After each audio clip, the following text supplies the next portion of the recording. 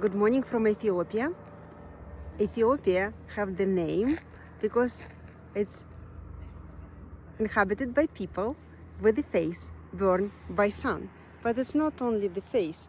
This whole land is absolutely burned by sun. Almost nothing green is here, but it's absolutely beautiful place with a lot of goats and cows and a lot of history. The Christianity started here 300 years after the Christ was born. And today I'm in Lalibella and I'm going to visit the churches built from one piece of stone underneath the ground, not a cave. And that's with a lot of unusual trees. Ethiopia is the native land for coffee. It was actually discovered here. The goats eat some beans and become extremely happy. So that's how people follow the goats, and they also try the beans. And now we have this beautiful day start or stimulant for the whole day. So in Ethiopia, they start drinking coffee with the salt because sugar was very expensive, and I'm gonna try that way. And they use this traditional kettle to put coffee. Now the taste. It's a very strong coffee and it tastes really bitter.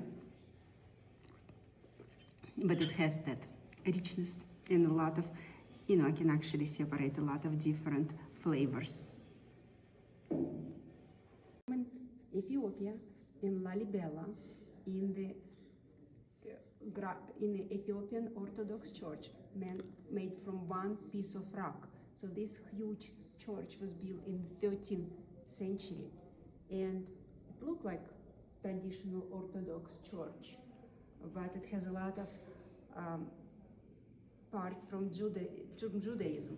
Men and women separated in two parts, and people don't pray on the knees like I'm used to. No, they do it in Russian Orthodox Church. They stand for 4 hours of prayer, and they use this praying stick to withstand 4 hours of praying. This is the drums what used for holidays, and they have a lot of symbolic meaning. This is the Old Testament and the New Testament, and they connect.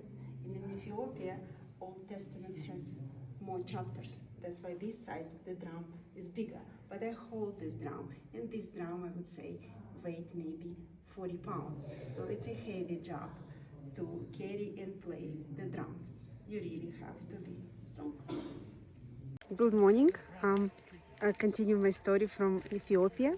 I'm going to Sunday Mass to New Jerusalem.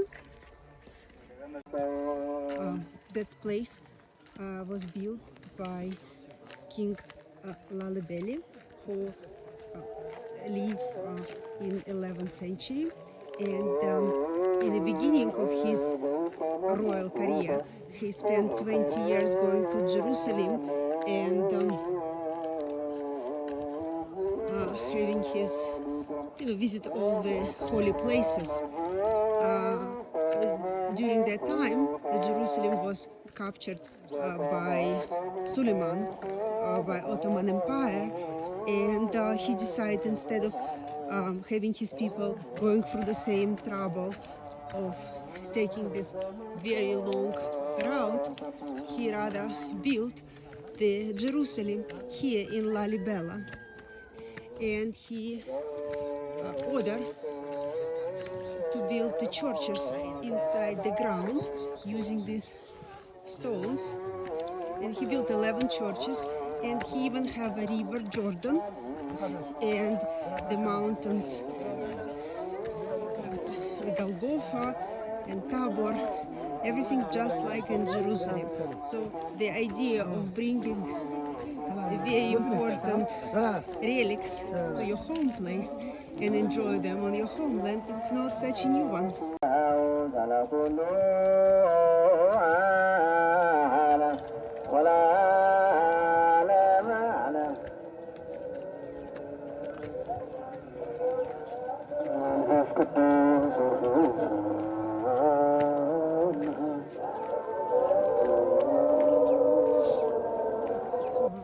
we're celebrating the Sunday of St. George near the most amazing church here, made from one single stone, called St. George. Go in secret tunnel. Иди.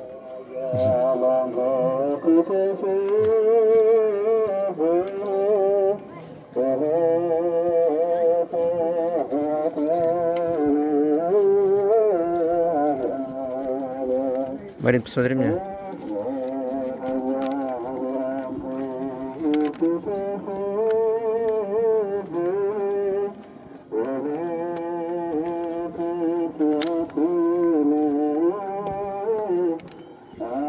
Идем в церковь.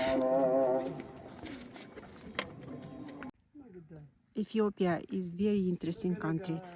We just climb this mountain, and everything here in the village on 2,500 meters is organic. Even the houses made of dung, animal dung, to keep people inside warm. And I want to tell you about the calendar. So right now in Ethiopia, according to our time, is 12 p.m. But in Ethiopian time, it's just 6, because day here start from sunrise and finish at sunset. And now I understand why it's finished at sunset, because it's no illumination in the villages, and it's just simply very dark. And the year has 13 months, 12 months, which has 30 days, and 1 month what has 5 or 6 days, depends if it's a leap year or normal.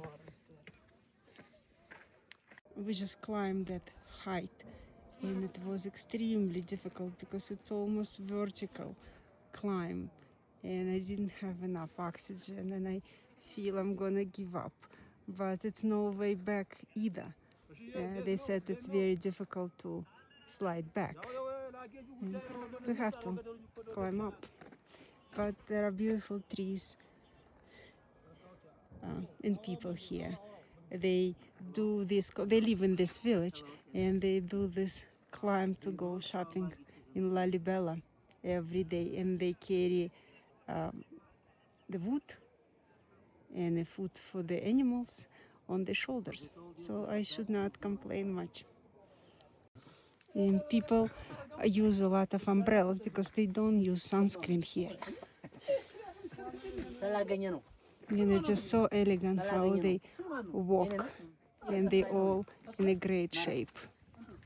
The eco village and eco camp in the village with a lot of eucalyptus, and it smells nice.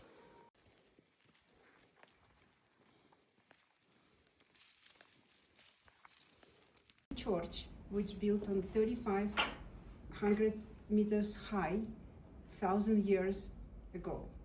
And this is the priest, and he's holding the book, which is also 1,000 years old, and the book made on goat skin, as well as, he has some icons, also very, very old, with the, primitive hand art. We visit on the other side, we visit where the monk pray and live. And in these quarters, that's for priests.